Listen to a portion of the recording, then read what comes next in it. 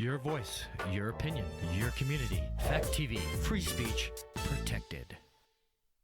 The following is independently produced programming. The views and opinions expressed are those of the producers and do not reflect the views and opinions of Falls Area Community Television, our staff, or board of directors. Secrets in the shadows, lost and found. Truth in every echo, loud and clear. Keep on with the long road, no more fear. In the halls of power, whispers grow. Every secret cracked beneath the undertone. Honor stories hidden in the glass. On this long road, in the truth we trust. Welcome to The Long Road. I'm your host, Chris Roberts.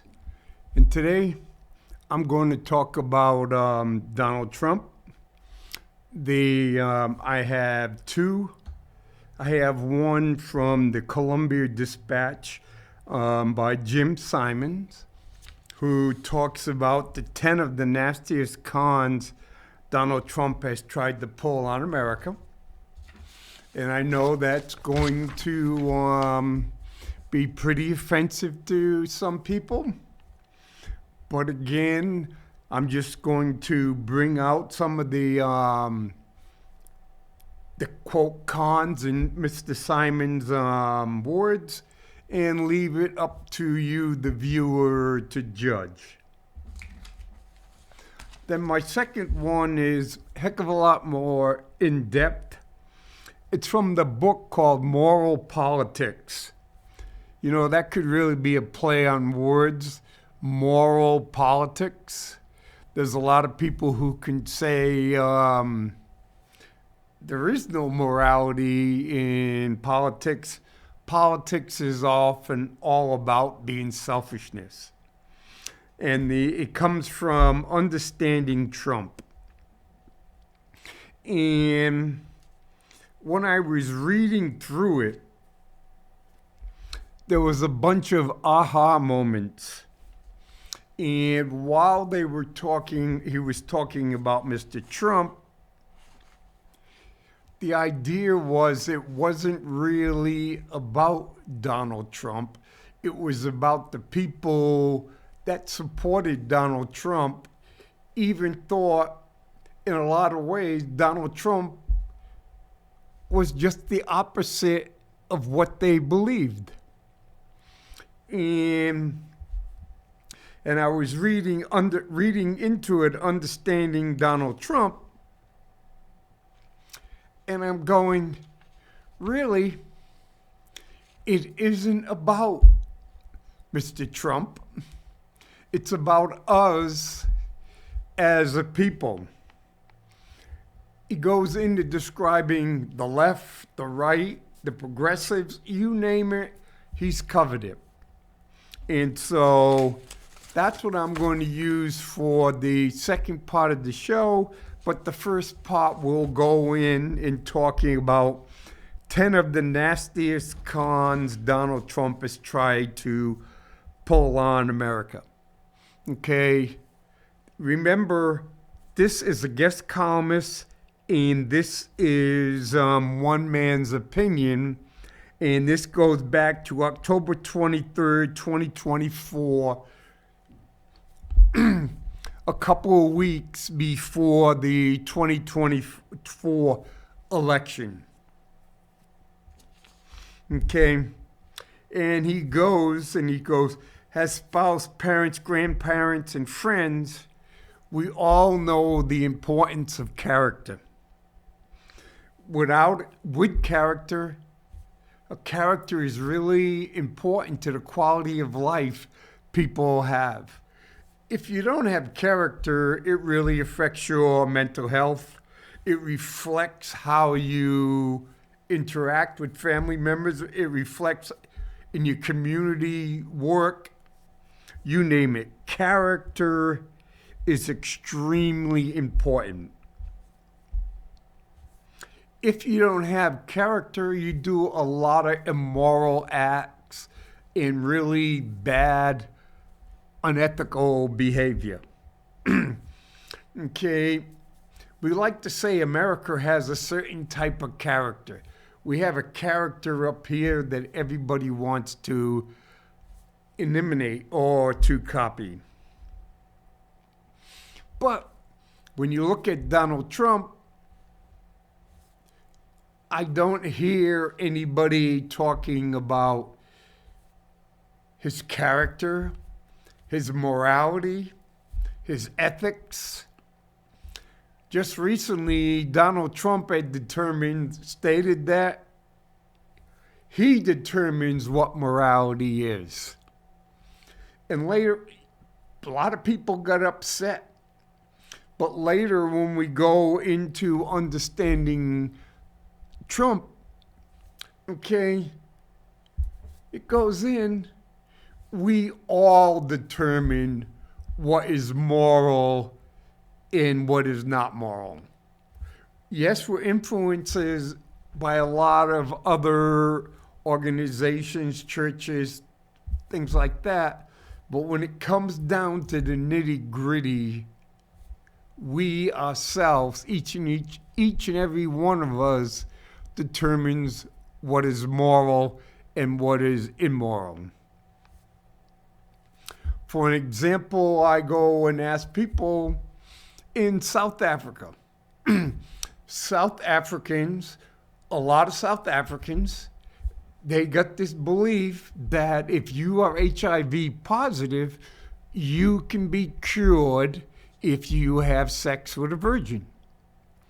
So you have to pay for your children to go to school. So there's been quite a number of women who work as prostitutes to earn money to send their daughters to school. And while their daughter is in school, the chances of her getting raped are really decreased. So the question would be, and I ask, is the mother being moral or is the mother being immoral? The mother is protecting her child, so her morality says, I have to do everything to protect my child. If I'm over here in the United States and my children are safe and all that kind of stuff, I could say, based on my morality, she is acting immoral. So that's how morality goes. So we can judge one way or another Mr. Trump's morality. We can get offended or we can agree when Donald Trump says, I decide what my morality is. So let's not be hypocritical, be hypocrites. We all decide what our own morality is. Okay? The community standard, you may not meet the community standard of morality, but that's your decision, and you have to accept the consequences of what the community says.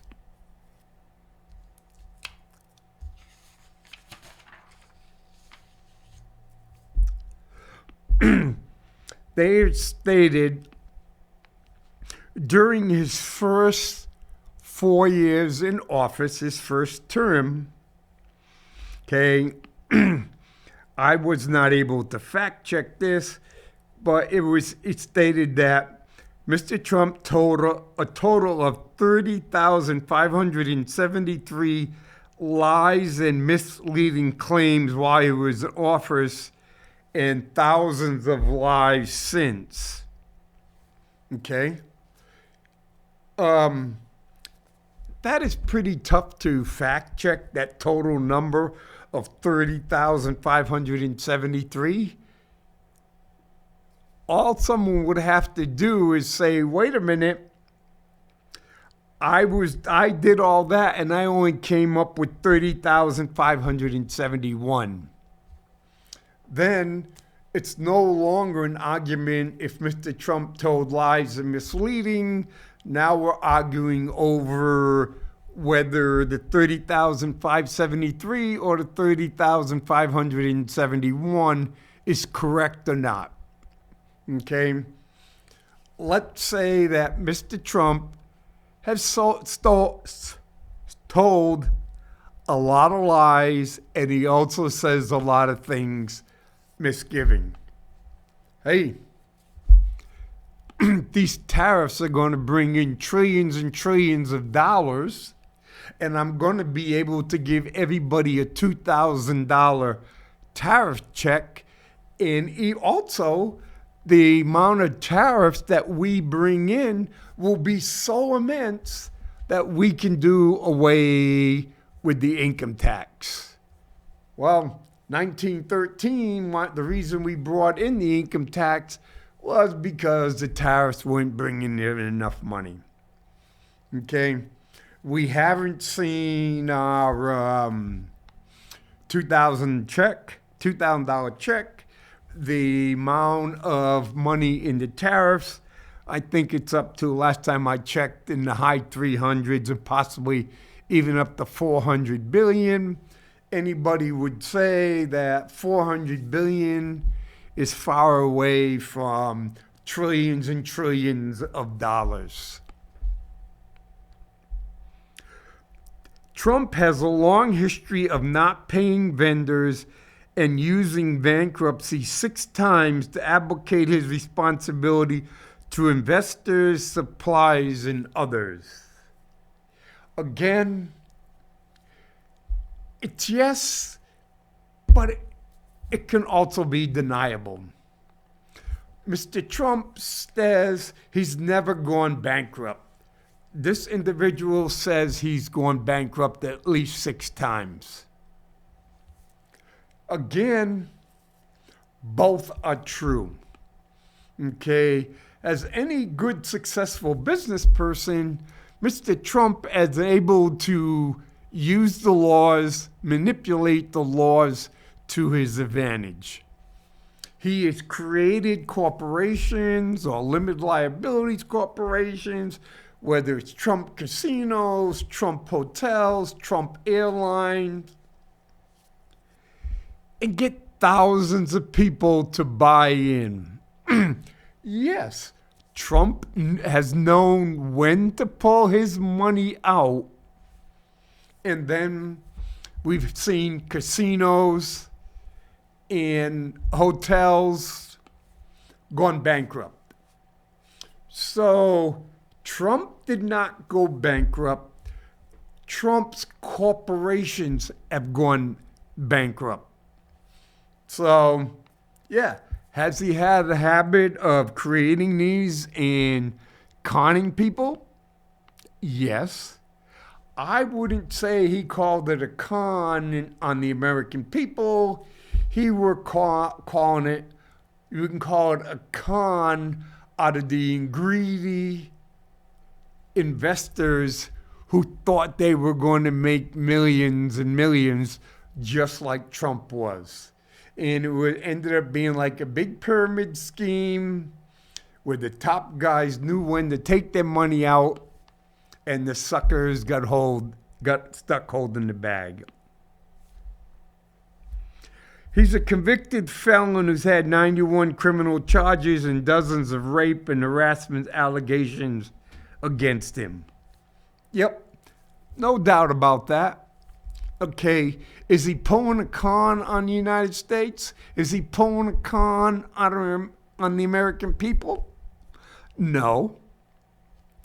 When people went in the voting booth, they knew his convictions. They knew. You could say it was really dumb on some of the Democratic prosecutors. Yes, we're going to go because his lawyer, who really has no morals or ethics or no character, said, yeah, I paid $140,000 to keep Stormy Daniels quiet because she had sex with Mr. Trump. Well, he doesn't know if Mr. Trump had sex with Stormy Daniels. He wasn't in the room. And you know what? Guys lie. Yes, I was in the room with this woman, and yes, we had sex. What are you going to do? You're going to come out and say you spent time in the bedroom with a porn star and not say you had sex? So Mr. Cohen didn't know if he actually had sex, and Mr. Cohen may have paid $140,000 on something he thought happened or may have happened, but he had no proof whatsoever that it happened. Okay? If Mr. Trump is worth $6 billion, $140,000 is chump change. And so why is the state of New York going after Mr. Trump for $140,000? Let sleeping dogs lie. Okay? So Mr. Trump did not pull a con on the American people. It was the people who went after Mr. Trump for allegedly sleeping with a porn star and paying to cover it up. That made a lot of these people feel that Mr. Trump was being picked on. Mr. Trump was impeached twice. Okay, people were not happy with January 6th. Mr. Trump was the former president. Do not go after a former president. Let that president lie. He ducked the draft himself and called suckers and losers those and served in defense of our country. Yes, we'll see it right here in the other one. Yes, he called John McCain a loser because he was shot down and he was a prisoner of war. Okay? But we grew up on superheroes. Superman, Batman, they always win. They never get shot down. Bingo, Wonder Woman, all of them, even if something happened, they always escaped and became victors. That's what we as American people, kids, have been taught since we're over and over. You know, yes, we may say some things about prisoner wars and stuff. Okay, Admiral Stockwell, 8 years, at least 3 years in isolation confinement. When he was running with Ross Perot's running mate, VP, we made fun of him. Oh, he's not this, he's not that.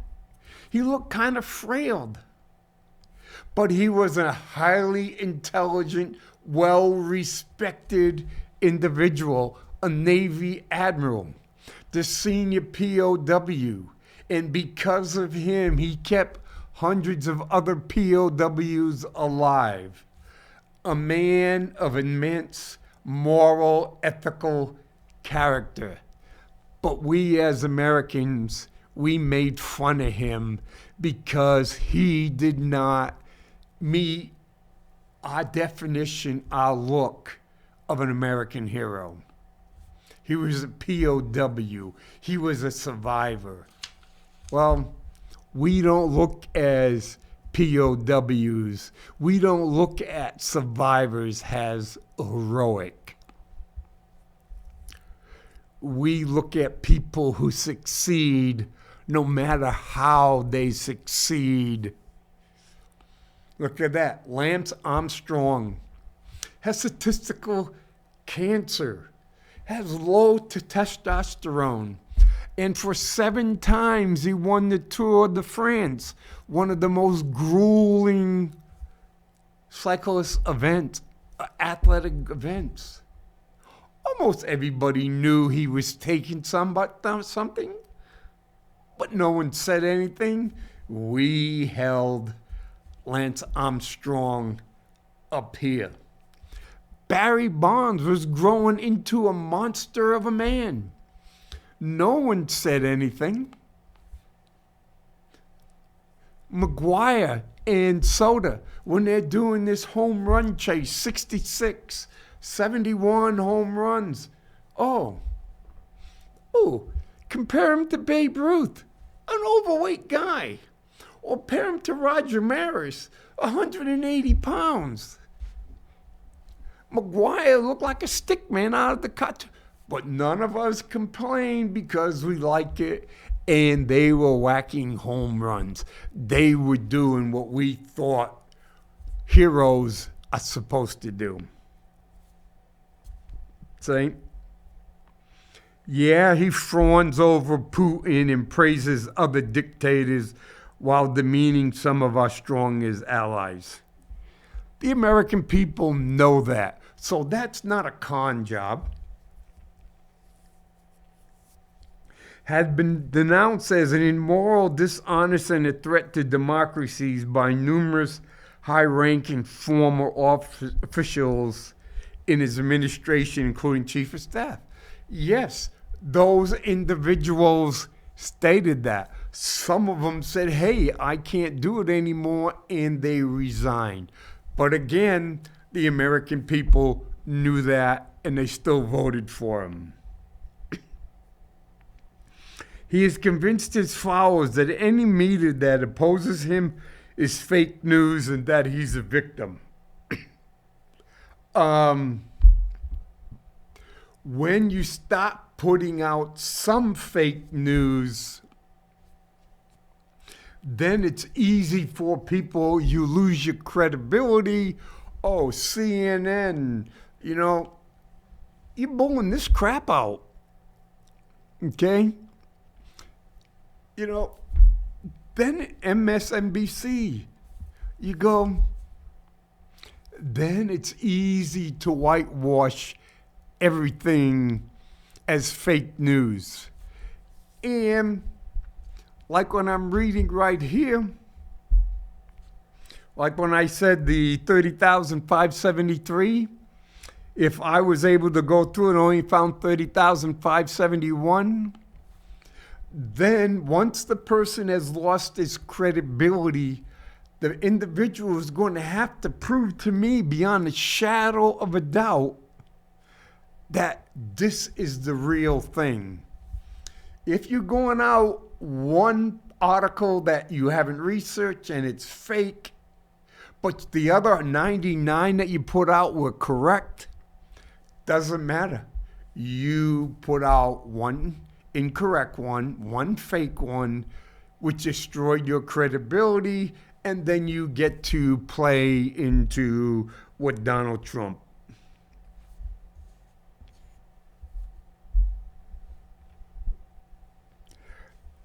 Yes, worst of all, tried to rig the 2020 election and lost, had dismissed dozens of lawsuits his followers filed to try to overturn it.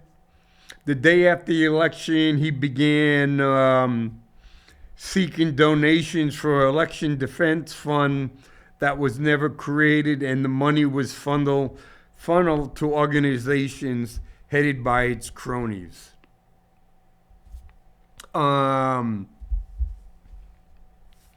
So, Mr. Trump doesn't like to lose. It doesn't matter hook, crook, anyway, he doesn't like to lose. And he was doing everything possible not to lose. Well,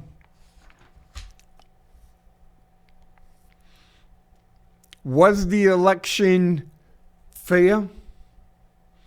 I think it was. Was there fraudulent voting? Yes, there was.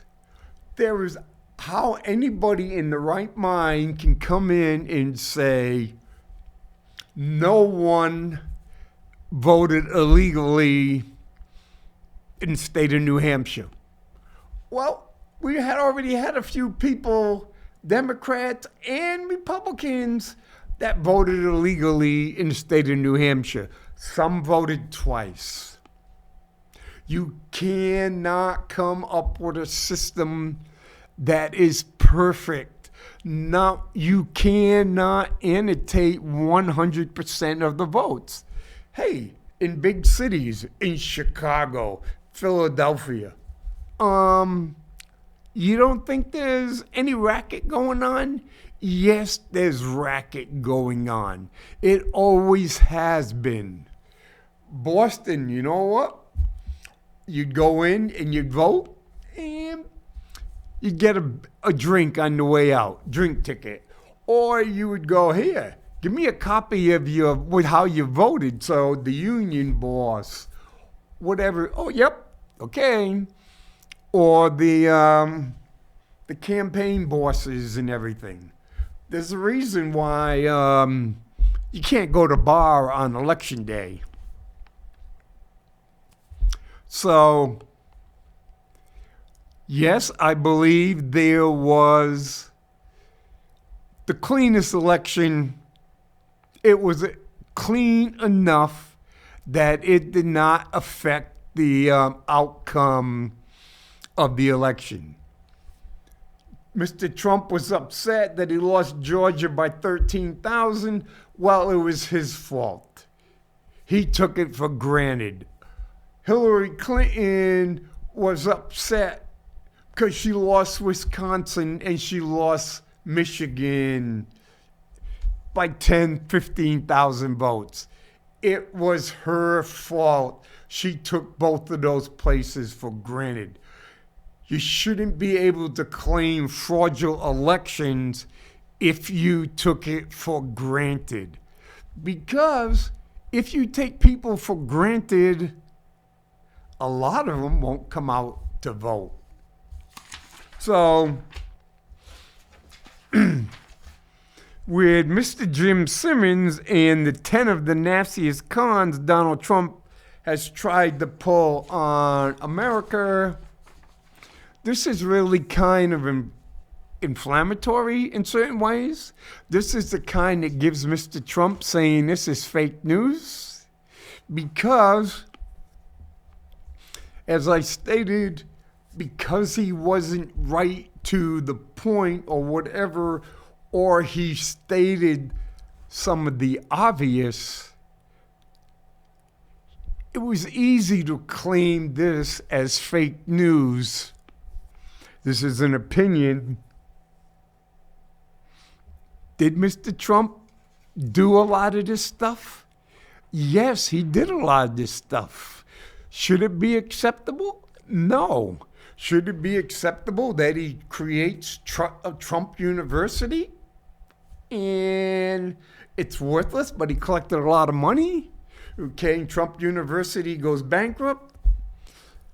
But Trump has a habit of selling his name, and people jump on to make money and hope to make enough money and get out before it collapses. Okay? That's not conning America. A lot of these things that are saying that he tried to pull over on America are not con jobs on America. America knew about it, and America decided this is how we're going to vote. Because, in certain ways, the people who voted for Trump did not like, or whatever reason, either stayed home, did not want to vote for who the Democrats put up, and the Democrats had put up some pretty bad people. And the people who they put up just didn't understand the majority of America. Okay? Now we're going to Understanding Trump by George Lakoff. Okay? He goes, there are various theories how Donald Trump was allowed to be nominated for the president, say in 2016. There was like 15 other candidates had much more experience, better experience, Jeb Bush, you name them, that all had political experience, government experience. And how did Trump beat them all? Okay, there are various theories. People are angry and he speaks to their anger. People don't think much of Congress and wanted a non-politician. Both may be true, but why? What are the details and why did they pick Trump? Okay? Before you really criticize Trump, you have to understand why people picked him. Okay, this is some of the things. It would seem to have come out of nowhere. His positions on issues did not fit a common mold. He said nice things about LGBTQ folks, which is not standard Republican talk. Republicans hate eminent domain, taking a private property by the government, and supported corporation outsourcing for the sake of profit. But Trump has made billions of dollars through eminent domain. He got to build all these casinos in Atlantic City because local officials supported eminent domain and took property so he could build on. And Trump has no problem with businesses outsourcing to cheaper places because that maximizes profit. He's not religious and scorns and makes fun of religious practices, lest the evangelicals, that is the white evangelicals, love him. He thinks health insurance and pharmaceutical companies, as well as military contractors, are making too much profit and he wants to change that. He insults major voting groups, Latinos, which most Republicans are trying to court. He wants to deport 11 million immigrants without papers and think he can. He wants to stop Muslims from entering the country. What is going on? All these things that the Republicans like, he's the opposite against. So why would he ever become the candidate? According to my research on cognitive and brain science, I undertook to answer a question in my field. How do the various policy positions of conservatives and progressives hang together? What does being against abortion have to do with for owning guns? What does owning guns have to do with denying the reality of global warming? What does being anti-government fit in with wanting a strong military? And how do you become pro-life and for the death penalty? Progressives have the opposite view. How do their views hang together? Hey, I'm pro-life. Life starts at conception. But electrocute the guy. Gas the guy. He deserves it.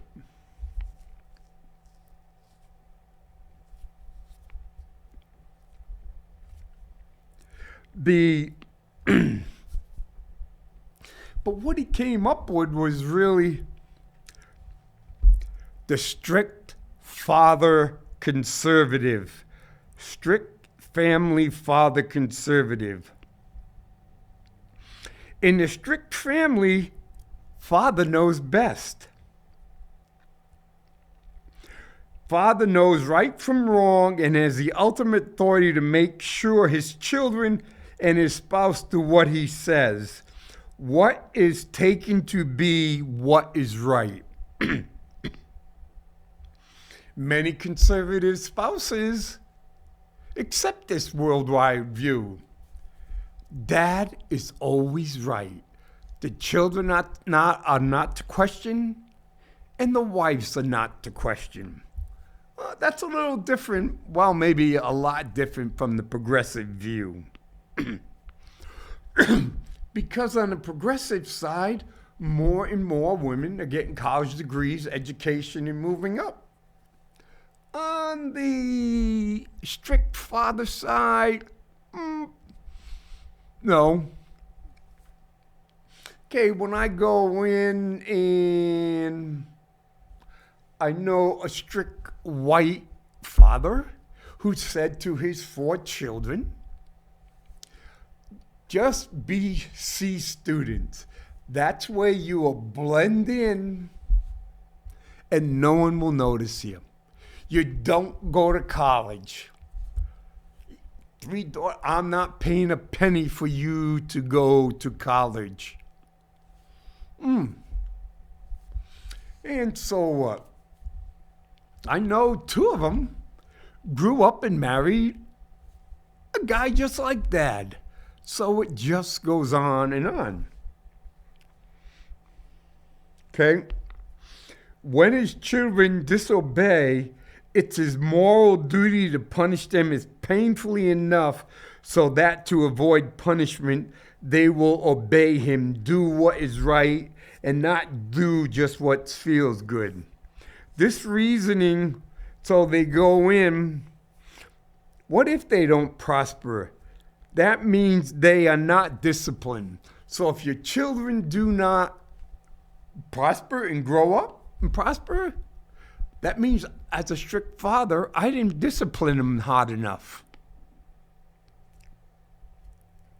And therefore, I cannot be a moral leader because as a father, I failed. I'm not moral because I didn't discipline my children enough. And what happens is, this shows up in conservative politics, in which the poor are seen lazy and undeserving. You're poor because your father didn't discipline you enough. And because you weren't disciplined enough, you are lazy. And because you are lazy, you don't deserve anything. The rich are deserving of their wealth because they were disciplined by their father and they did what, and because of that, they became extremely wealthy. Responsibility is thus taken to be personal responsibility, not social responsibility. So what happens is I discipline my children enough so they can have personal responsibility and they can generate or absorb or collect as much wealth as possible because they deserve it.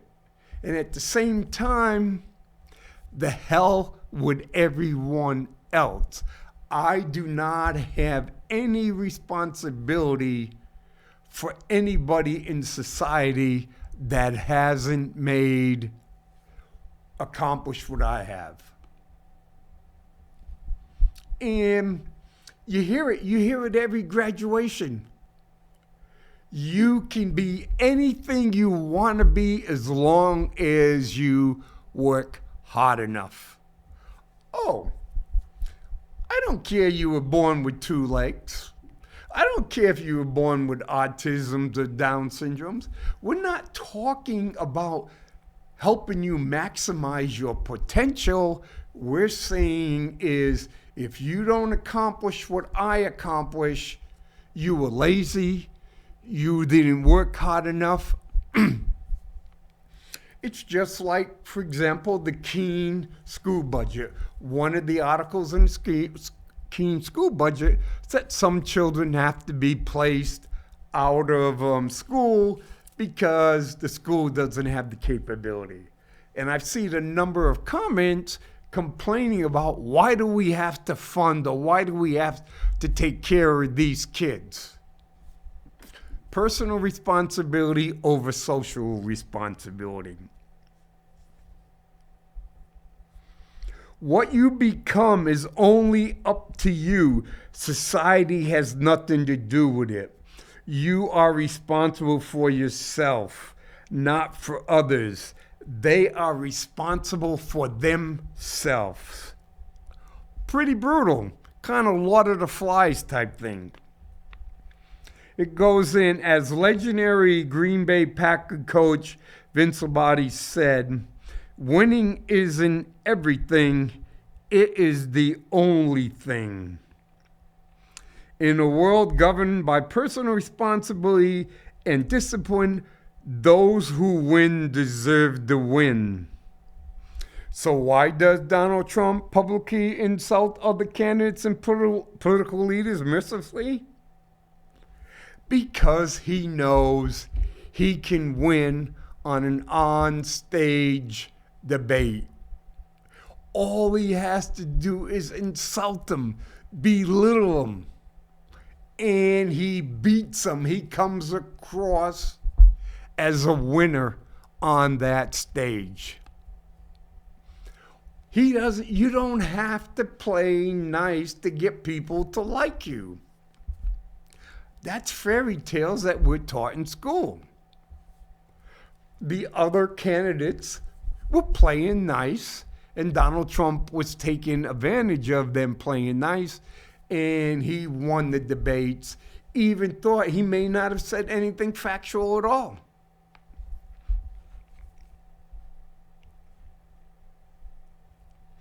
In strict conservative eyes, that makes him a formidable winning candidate who deserves to be a winning candidate. Electoral competition is seen as a battle. Insults that stick are seen as victories, deserved victories. Oh.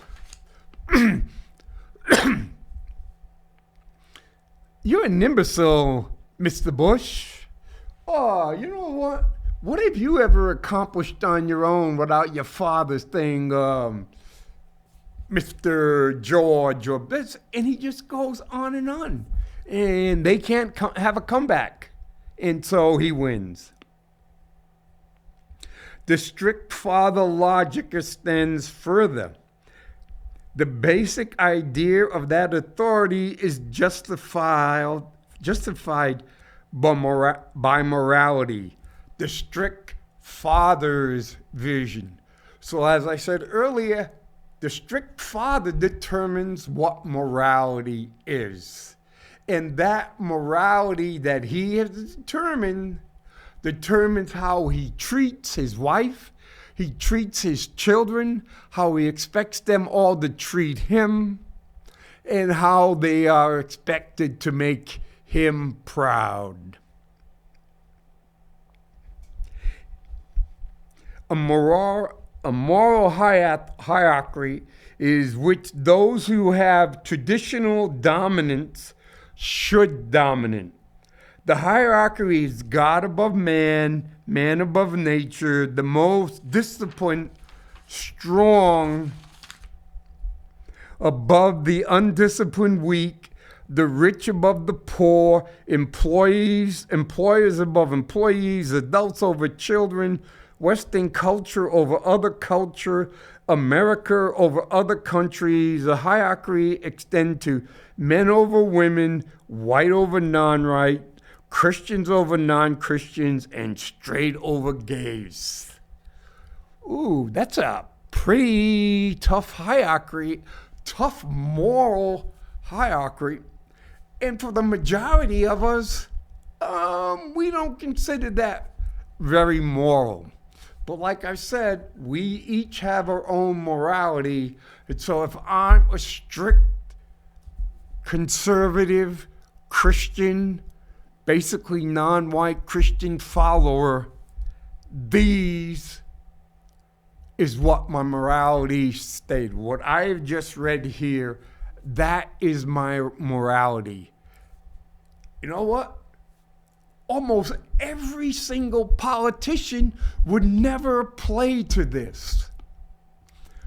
But Trump knew his audience, and he played to his audience. And the audience listened, and the audience voted. We see these tendencies in most of the Republican presidential candidates as well as Trump on the whole. Conservative policies flow from the strict father world view and this hierarchy. Don't mess with dad. Don't question dad. Family-based morality worldwide view runs deep. Since people want to see themselves as doing right, not wrong, moral worldwide tends to be part of self-definition. I have this morality, and based on this morality, that's how I define myself. This morality means God put me here to protect the world from all heathens and for all lazy people, for all people who don't believe in a man and woman, for people that want to have abortions, for gay people, for straight people, for Muslims, for people of color.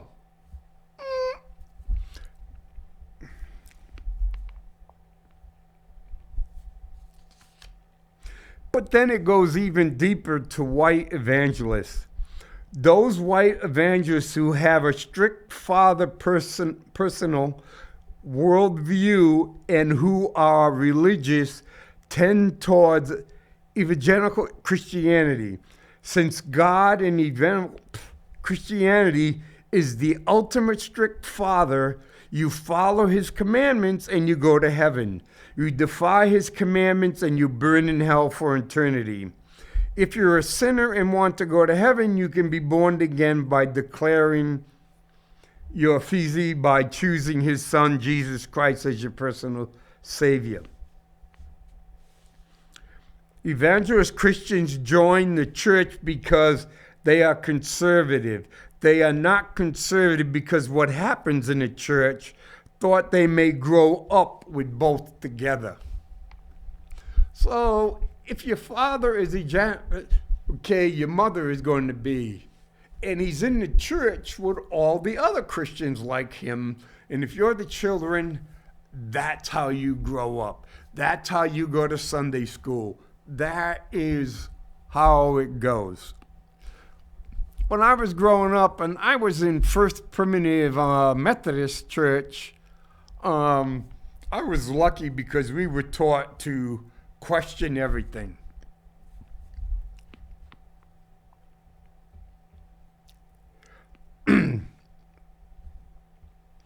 Evangelical Christianity is centered around family life. You know, organizations like Focus on the Family and constant reference to family values are taken to be strict father values. And strict father morality, it's the father who controls sexuality and reproduction. Where the church has political control. There are laws that require parental and spousal notification in the cases of proposed abortion. So yes, there in states, mom wants to have an abortion. Oh, but wait a minute. Dad has to be, you have to ask dad's permission. You get pregnant by a one-night stand and the guy turns out to be a jerk. In some states, you got to get his permission to have an abortion. Even if he's never going to be there and you can never count on him paying child support, he has the final determination whether you are going to have the baby or not. You want an abortion? I'm 16 years old. I want an abortion. Sorry, you got to check with that other 17-year-old boy to find out if he's going to authorize you to kill his son or daughter.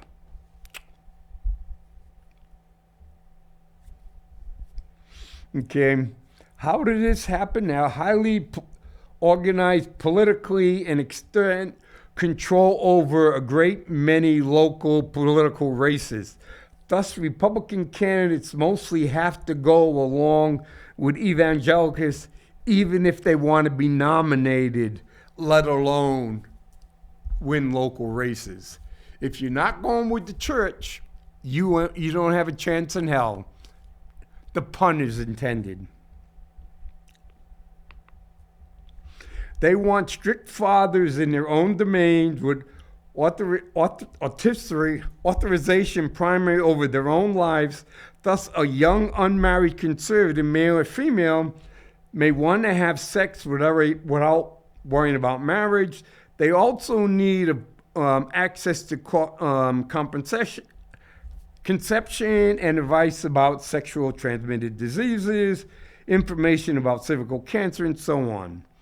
And if a girl or woman becomes pregnant and there is no possible desire for marriage, abortion may be necessary. Trump is a pragmatic conservative par excellence.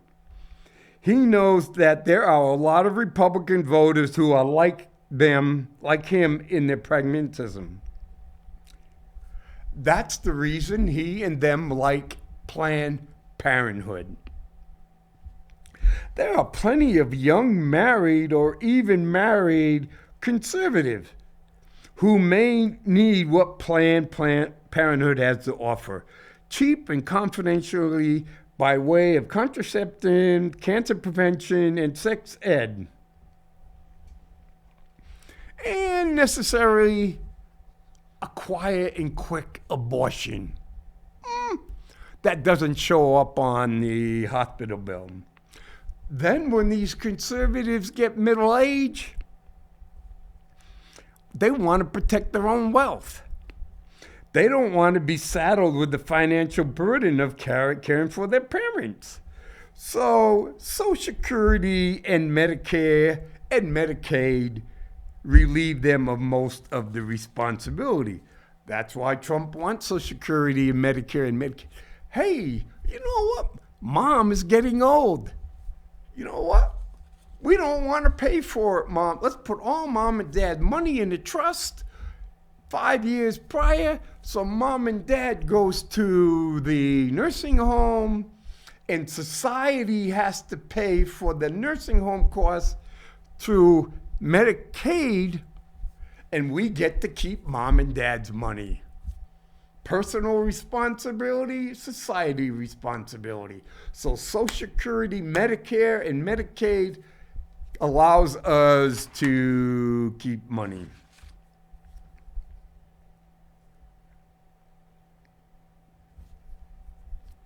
And so that's why I'm going, wait a minute. So we were looking at, Donald Trump is this, Donald Trump is that. Okay. But how many people have determined that we go, why is Donald Trump like this? Okay. Donald Trump is like this is because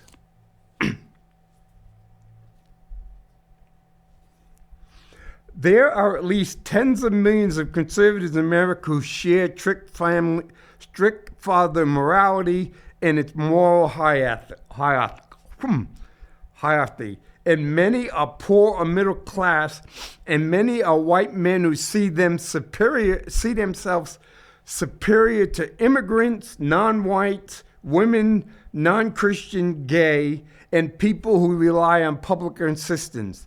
In other words, they are what liberals would call bigots. For many years, such bigotry has not been publicly accepted, especially as more immigrants have arrived, as the country has become less white, and as more women have become educated and moved in the workplace, and if gays become more visible and gay marriage acceptable. As liberal anti-bigotry organizations have loudly pointed out, and many a public issue of the un-American nature of such bigotry, these conservatives have felt more and more impressed by what they call political correctness. Donald Trump expresses out loud everything these millions and tens of millions of conservatives who share strict father morality and moral hierarchy. He shares everything they feel with force, aggression, anger, and no shame. All they have to do is support and vote for Donald Trump, and they don't even have to express their political incorrect views, since he does it for them, and his victories make their views respectable. He is their champion. He gives them a sense of self-respect, authority, and the possibility of power. Whenever you hear the words political correctness, remember this. I have repeated this over and over again, and I've said it. We have become so politically correct, such wokeness, that we don't let people say words no matter how distasteful they are. Okay? Just because due to political correctness you can't say, you can't say the word faggot, you can't say the N word, you can't say this word, that word. Okay? That doesn't change people. That doesn't stop making them bigots, sexism, homophobics, any immigrant. They still are what they are. And the research says there's tens of millions of them.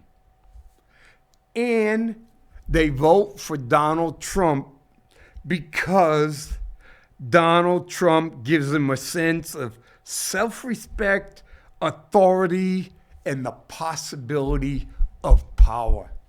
Let people show their bigotry so you do not have to invite them in. So that's why we got Donald Trump, political correctness.